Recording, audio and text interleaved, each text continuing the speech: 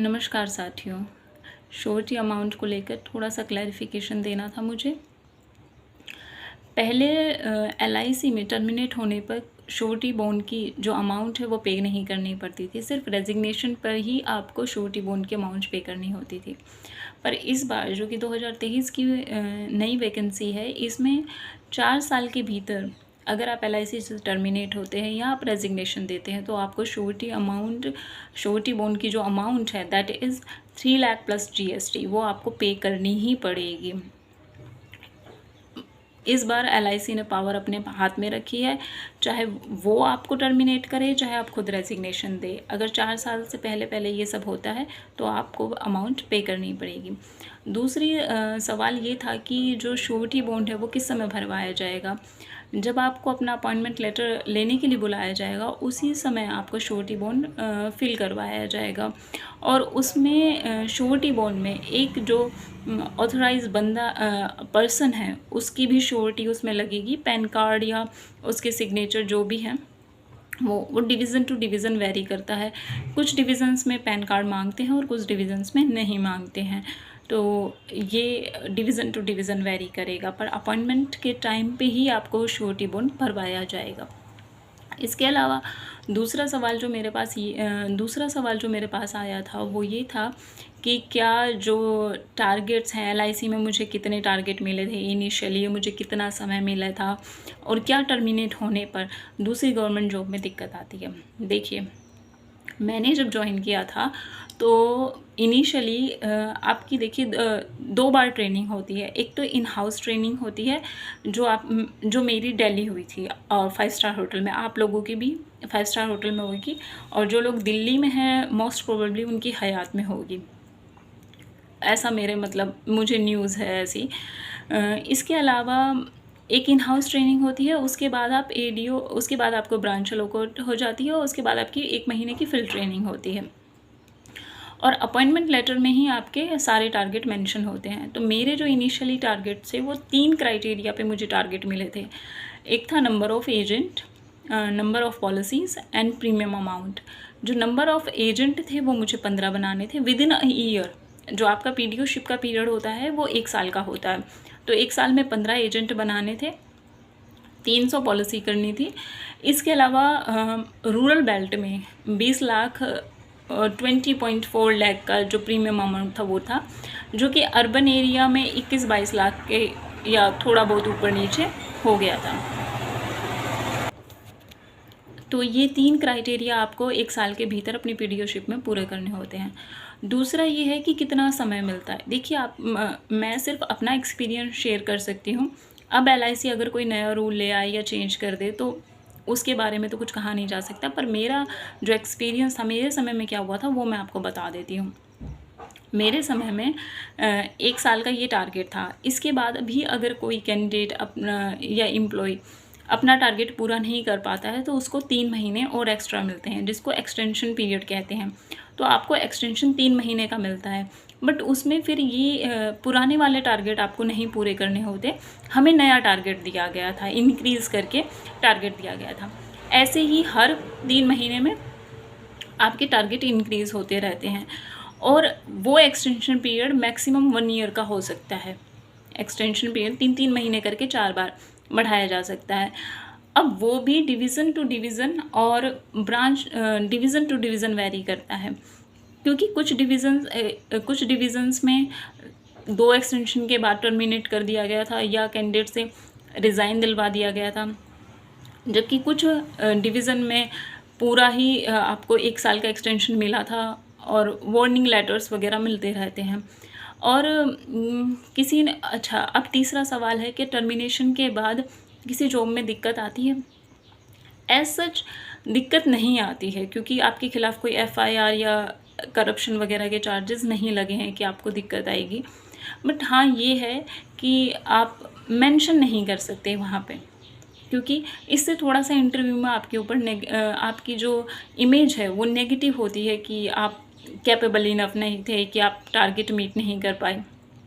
Otherwise आप इस चीज़ को छुपा लीजिए कि अगर आप कहीं इंटरव्यू दे रहे हैं तो उस चीज़ को मेंशन मत कीजिए, और अगर करना ही चाहते हैं तो इस तरीके से कर दीजिए कि मैंने रेजिग्नेशन दे दिया है तो उस तरीके से वो कवर की जा सकती है। बट हाँ, नेगेटिव इम्पैक्ट ज़रूर पड़ेगा। बाकी वैसे आपके खिलाफ़ कोई लीगल एक्शन नहीं होता कि आप किसी और फॉर्म को अप्लाई करने के लिए एलिजिबल नहीं हैं या आप पर कोई क्रिमिनल चार्ज है, ऐसा कुछ नहीं है। एक नॉर्मल लेटर आपको इशू किया जाता है, आप चाहें तो उसको मेंशन कीजिए, चाहे तो ना मेंशन कीजिए। बट मेरी एडवाइस यही होगी कि आप उसको इंटरव्यू में मेंशन ना कीजिए कि मेरा टर्मिनेशन हुआ है। एक सवाल मेरे पास ये आया था कि क्या नंबर ऑफ़ पॉलिसीज़ पूरा ना होने पर वो डायरेक्टली आपको टर्मिनेट कर देते हैं, क्योंकि मेरे केस में भी यही हुआ था कि मेरे 2 टारगेट मैंने मीट कर लिए थे, 3 में से सिर्फ नंबर ऑफ़ पॉलिसीज़ रह गया था। नहीं, ऐसा नहीं होता है कि वो आपको डायरेक्टली टर्मिनेट कर देते हैं। हालांकि टर्मिनेशन से पहले उन्होंने मुझे कोई वार्निंग नहीं दी कि आपको टर्मिनेट कर दिया जाएगा, बट LIC में आपकी पीडीओशिप में हर 15 दिन में आपको एक रिव्यू लेटर मिलता है, या आप उसको परफॉर्मेंस लेटर कह लीजिए, कि आपका इतना काम टारगेट में से इतना अचीव हुआ है, इतना बच रहा है। हर 15 दिन में आपसे सिग्नेचर कराया जाता था। कम से कम मेरी ब्रांच में तो ऐसा ही हुआ था। हर 15-15 दिन में आपको फोर्टनाइटली आपका रिव्यू किया जाता है। और जब आपका एक्सटेंशन पीरियड चल रहा होता है तो वो 3 महीने का जो आपको टारगेट मिलता है, जो एक्सटेंशन मिलता है, एक्सटेंडेड टारगेट मिलते हैं, वो एक तरीके से वार्निंग साइंस ही समझ लीजिए उनको। तो ये होता है, इतना समय आपको मिलता है और उसके बाद फिर वो लोग अगर आपका एक्सटेंशन नहीं करते हैं और उसके बाद वो टर्मिनेट कर देते हैं, या आपसे कहते हैं कि आप रेजिग्नेशन दे लीजिए। मुझे कहा गया था कि रेजिग्नेशन दे दीजिए, जो कि मैंने एक्सेप्ट नहीं किया, तो उन्होंने टर्मिनेशन कर दिया। इसके अलावा मेरे पास एक सवाल ये भी है कि डिवीज़न चेंज को लेके, कि कोई कानपुर से आगरा डिवीज़न में जाना चाहता है। देखिए, मेरे विद इन डिवीज़न तो जो चेंज है वो इजीली हो जाता है, बट अदर डिवीज़न में मुझे लगता है थोड़ा मुश्किल होगा। अगर आपकी कोई जान पहचान या इस तरीके से है तो मे बी प्रोबेबली आपका थोड़ा काम जल्दी हो जाए, अदरवाइज़ मुझे नहीं लगता कि वो लोग इसको अलाउ करेंगे। बाकी आप एप्लीकेशन लिख सकते हैं एक, और वो भी आपके जो इन हाउस जब ट्रेनिंग हो रही होगी तब आप वहाँ पे पता कर सकते हैं कि सर एप्लीकेशन कब लिखनी है। तो एप्लीकेशन लिख के और फिर आप उसके लिए रिक्वेस्ट कर सकते हैं, but that is totally up to them कि वो आपकी रिक्वेस्ट को एक्सेप्ट करेंगे या नहीं करेंगे। जनरली विद इन डिवीज़न तो वो एक्सेप्ट कर लेते हैं, पर बाहर की डिवीज़न में मुझे थोड़ा मुश्किल लगता है। इसके अलावा एक वेटिंग लिस्ट का मेरे पास क्वेश्चन आया हुआ था कि वेटिंग लिस्ट क्या है, वेटिंग लिस्ट से भी मतलब भर्ती होती है क्या?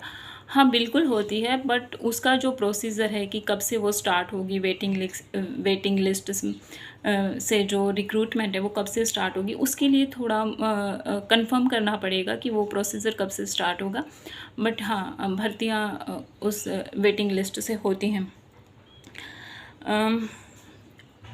बस यही सारे मेरे हिसाब से सवाल थे जो मैं कर चुकी हूँ। इसके अलावा एक मेडिकल को लेके अपडेट देनी थी कि मेडिकल में क्या होता है। आप लोगों की मेडिकल अब स्टार्ट हो चुके हैं, आज या कल से स्टार्ट हो जाएंगे, जो कि 12 तक चलेंगे। तो मेडिकल को लेके ये था कि मेरा एक्सपीरियंस कैसा रहा और मेडिकल में क्या क्या होता है, क्या भूखे मतलब एम्प्टी स्टमक जाना होता है या कैसे क्या, तो थोड़ा सा मैं उस पर अपना एक्सपीरियंस शेयर करना चाहूँगी। जब आपको सच नहीं होता कि आपको एम्प्टी स्टमक जाना है, बहुत मतलब 2 घंटे का मैक्सिमम, मेरा 2 घंटे में मेरा मेडिकल हो गया था। आपको लेटर में मेंशन होता है कि आपको किस क्लिनिक पे और किस जगह जाना है, तो वहाँ जाइए, सिर्फ अपना जो भी आप लेटर लेके गए हैं वो उन्हें दिखाइए, उसके बाद आप वेट कीजिए अपने टर्न का, एंड देन कोई ब्लड सैंपल नहीं लिया जाता, सिर्फ एक यूरिन सैंपल लिया गया था, और weight, height, BP, and I am not sure कि उन्होंने आई साइट भी चेक की थी क्या, उसके बारे में मुझे थोड़ा मतलब मुझे याद नहीं है एग्जैक्टली, बट या वेट, BP और हाइट और यूरिन सैंपल उन्होंने लिया था, और उसके बाद बस आप अपने घर आ जाइए। नॉमिनल सा होता है।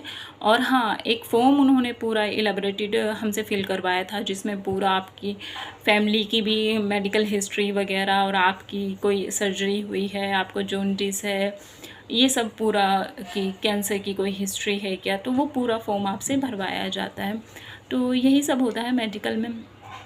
इसके अलावा अगर कोई सवाल रह गया हो या आप जानना चाहते हो कोई एक टॉपिक पे मैं एलैबोरेटेड वीडियो बनाऊं, तो प्लीज़ मुझे let me know in the comment section. And बस आज के लिए इतना ही, and thank you so much, all the best.